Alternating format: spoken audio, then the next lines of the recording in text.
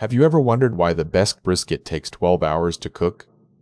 The secret isn't just heat, it's patience. Today, we're diving deep into the science behind low and slow and how collagen breakdown creates perfect texture.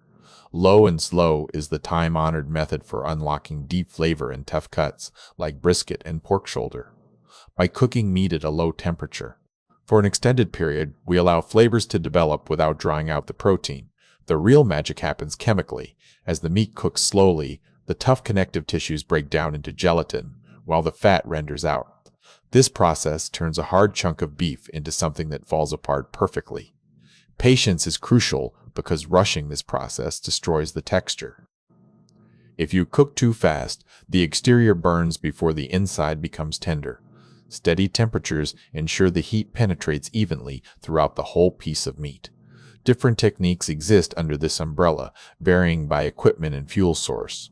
Whether you use a gas pellet grill or a wood-fired offset smoker, the goal remains the same, retaining moisture while developing that distinct smoky flavor. The result is a delicious end product with a juicy interior and a rich crust.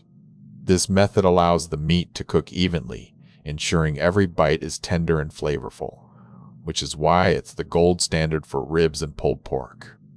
Ultimately, low and slow transforms tough cuts into tender masterpieces through controlled science. It's not just about cooking. It's about unlocking the potential of collagen and fat to create a truly unforgettable barbecue experience. So there you have it, the chemistry of patience on a grill. What is your favorite cut to cook low and slow? Let me know in the comments below for more deep dives into culinary science.